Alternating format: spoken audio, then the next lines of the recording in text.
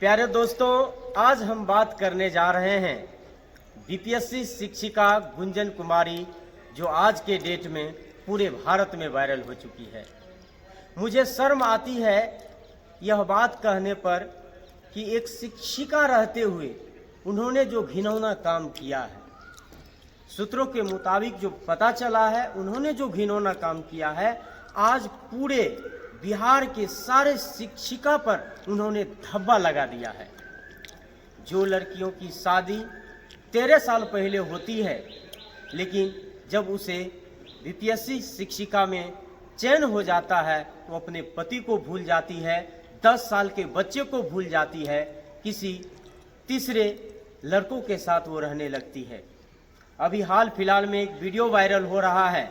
इसका कहना है कि 2 साल से बात बंद है, लेकिन उसके बाद भी एक अच्छा सा वीडियो एक गाना पर डांस करते हुए नजर आए अपने पति के साथ। हम पूछना चाहते हैं, इन्होंने जो इस टाइप का काम किया है, आखिर क्यों? क्या यही पति पत्नी का रिश्ता होता है कि सफल होने के बाद उसके साथ रहना उसको पसंद नहीं है?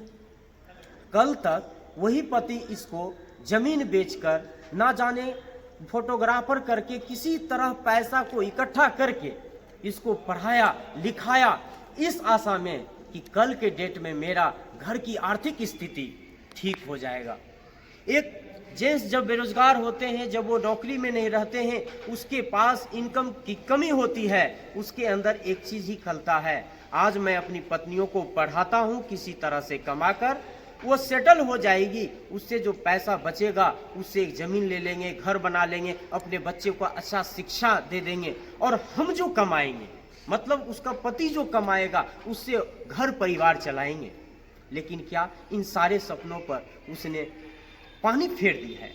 आज हर पति को इस बात का डर है, और डर बना हुआ है कि उसकी पत्नी जॉब के लिए घर से निकलती है, फिर घर आएगी कि नहीं आएगी, सब दिन उसके साथ रहेगी कि नहीं रहेगी, इस चीज का भय बना हुआ है।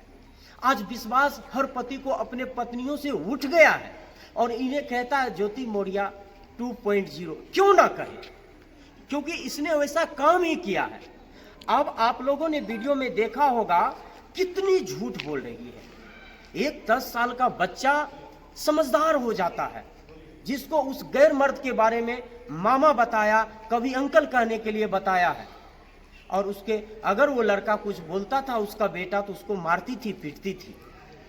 आज जो चीज उसको पूछा जा रहा है उसको सही से नहीं, हमेशा हर चीज को दबाने का प्रयास कर रही है। क्या यही सच है हमारे समाज का? आज उन्होंने इस कानून का सहयोग लेकर, कानून को साथ लेकर डिवोर्स फाइल की, ताकि उस लड़के के साथ रह सके अपने पति को, लेकिन उल्टा फेरा में फंस गई। आज वो लड़की किसी भी जगह चले जाए, क्या उसको इज्जत मिल सकता है? कभी नहीं मिल सकता है। इज्जत नहीं मिलेगा उसको किसी भी हाल में, क्योंकि उसने वैसा काम किया है।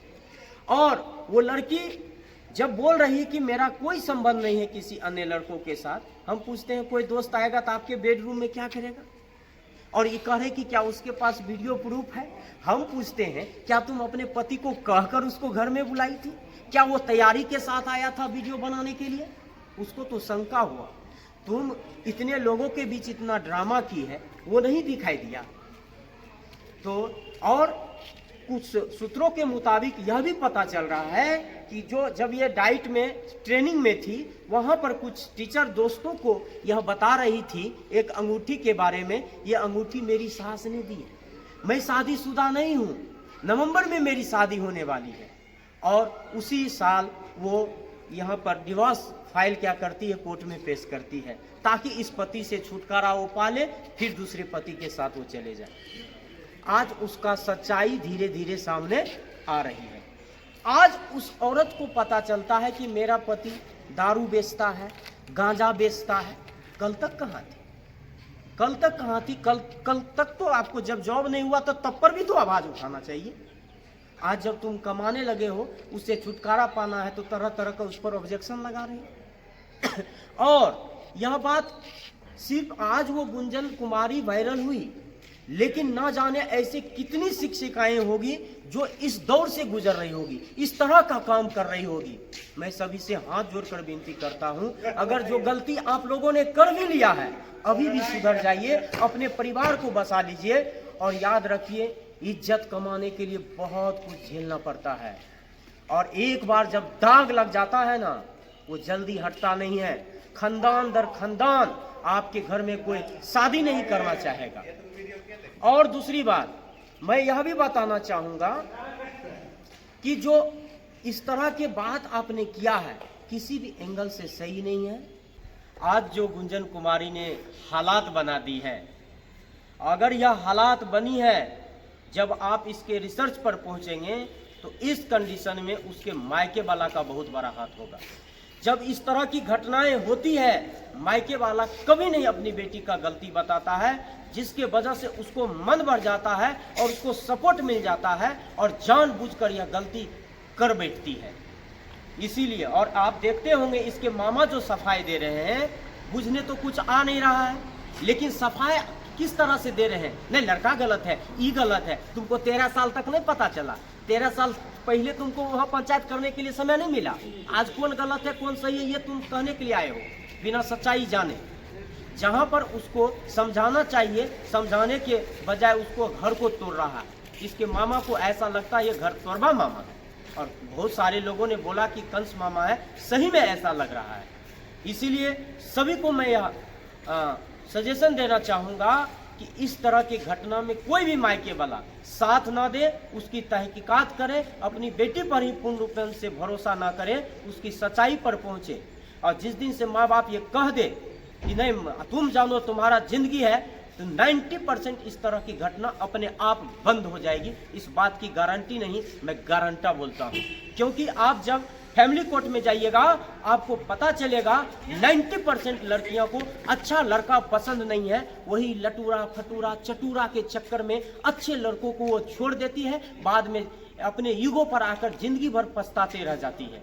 इसीलिए बहुत बहुत धन्यवाद। आप लोग इस तरह का किसी भी प्रकार से इस तरह का घटना ना करें, जिससे हमारा देश गर्त में चले जाए, हमारा समाज गर्त में चला जाए। और हम सरकार से यह भी आह्वान करेंगे, इस टाइप की जो शिक्षक या शिक्षिका घटना को अंजाम देते हैं, इसको जल्द से जल्द बर्खास्त करना चाहिए।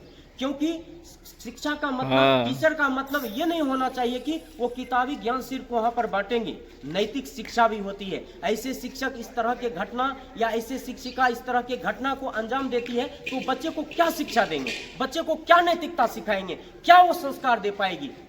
इसीलिए पर्दे के पीछे कुछ और, पर्दे के बाहर कुछ और। ये टीचर को ट्रांसपेरेंट रहना पड़ेगा, सामाजिक स्तर से, व्यवहारिक स्तर से, हर तरीके से उसको बच्चों को आगे बढ़ाने के लिए हमको उसको हमेशा तत्पर रहना पड़ेगा। बहुत बहुत धन्यवाद।